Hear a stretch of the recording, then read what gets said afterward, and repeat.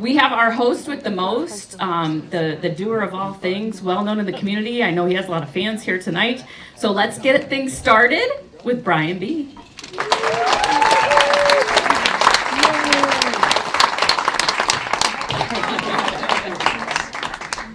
For terror, everybody! Yay!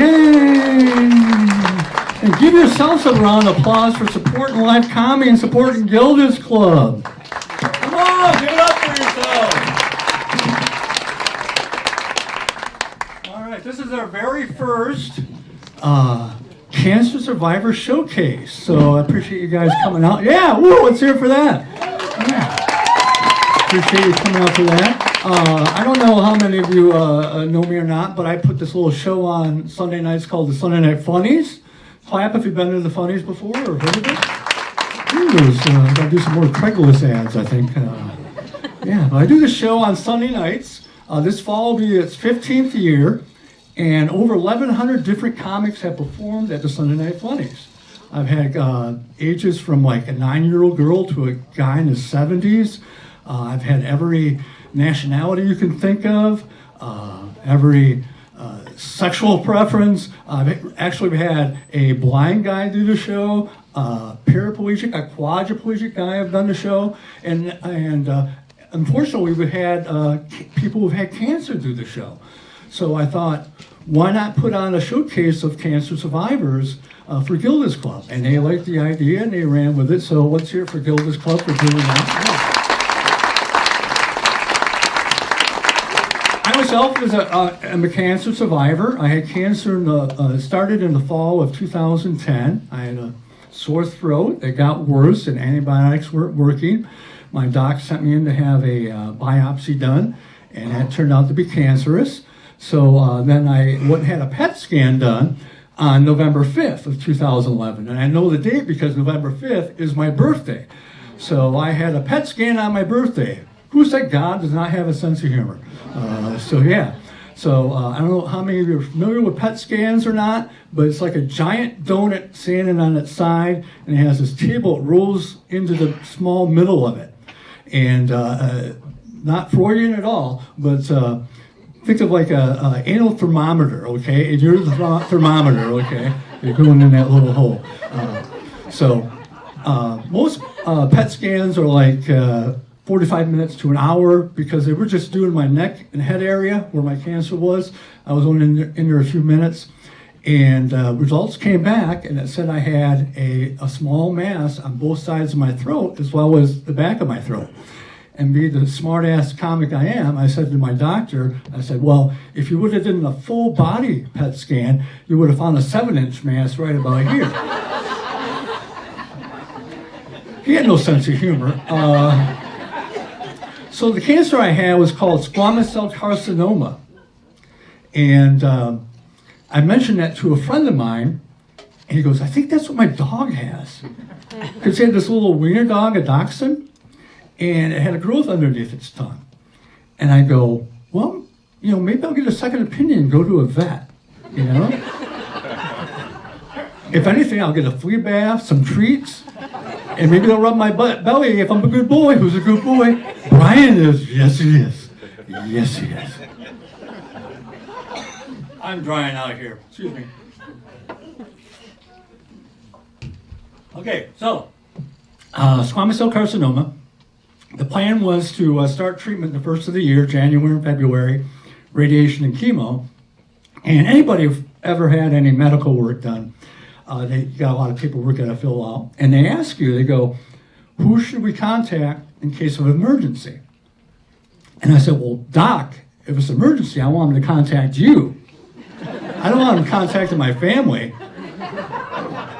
They're already ready to pull the plug on me, They're like putting stickers on my stuff at home with their names on it, They're not expecting me to make this,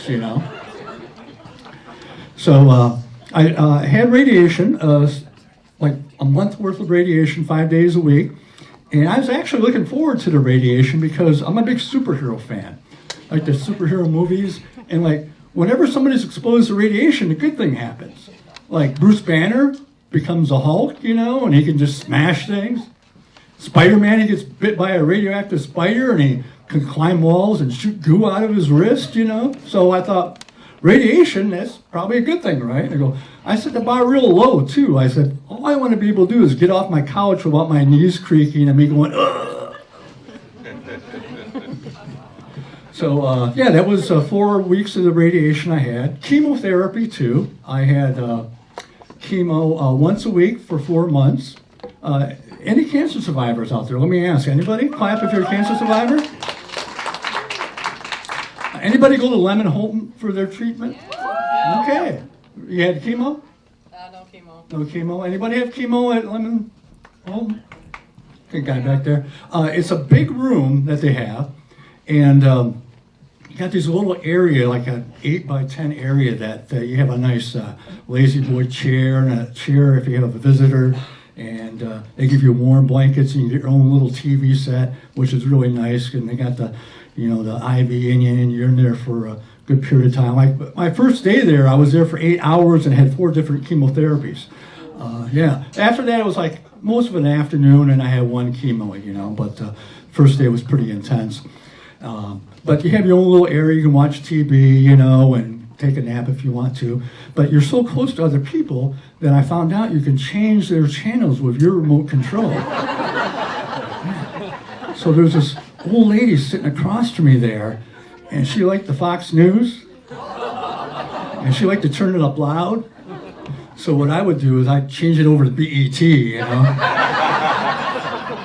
MTV, something like that.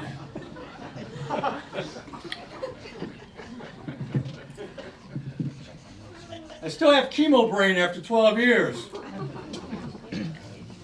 You're familiar with chemo brain, right? People have had chemo, you're familiar?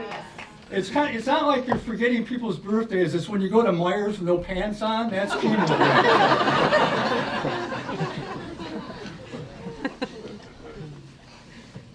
Now, one of my last times of doing chemo there, I had a reaction to the chemo they were giving me, which was weird because it was chemo that I had had before, but for some reason I was starting to react to it.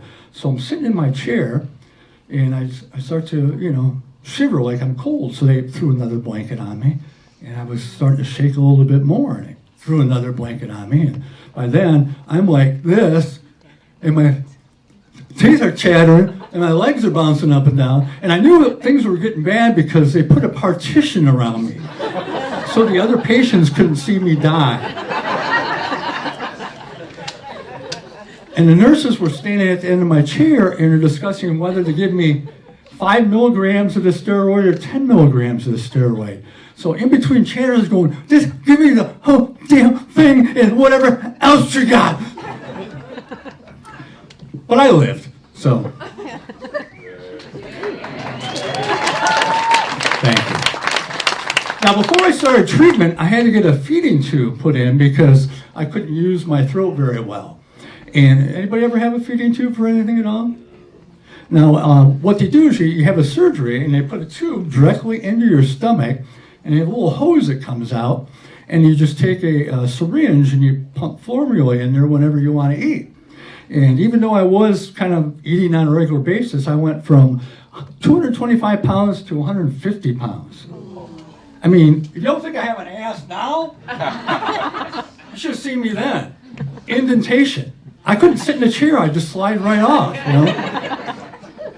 So at the end of my treatment, after I was feeling better and I was drinking smoothies and that, and felt it was time to get rid of the feeding tube, I scheduled an appointment to get that taken out. Now I thought it was going to be surgery again, but oh no. You go in, you're sitting on the exam table, and I had this nurse who put her hand on my shoulder and...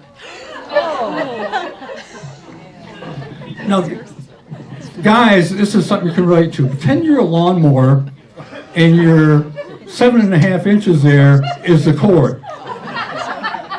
That's what it felt like. She tried it 3 times. Did not come out. She apologized, excused herself, and left the room. Then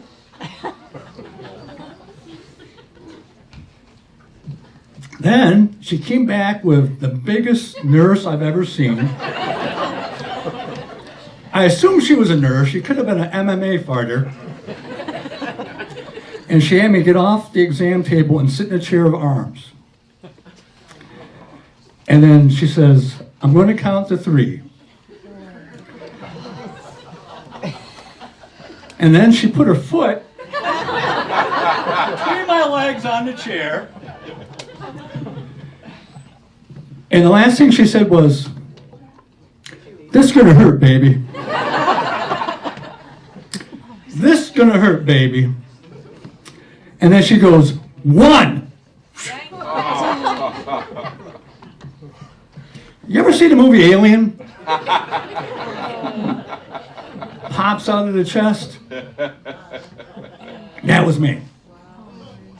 So this was, when I had cancer was 2000, I got the okay on May 5th, 2011. I've been cancer free, it'll be May 5th for 12 years, this May. Thank you. And I was doing my Sunday Night Funnies the whole time. I only missed one show, that was after that 8-hour, 4 different chemo night.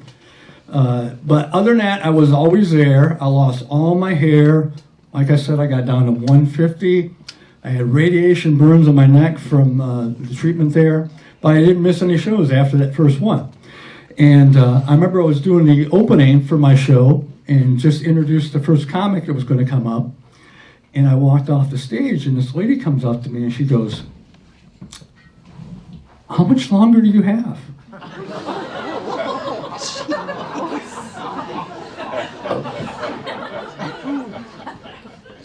I said, excuse me? She goes, how much longer do you have? I said, I'm not going to die. What I should have said was, thanks for reminding me. 10, 9, 8, 7. All right, we got a great show for you tonight. Let me bring up the first comic. Thank you. First comic just started doing comedy. He volunteers at Gilda's Club. He's going through cancer treatment right now. Welcome, Bob Johnson, everybody.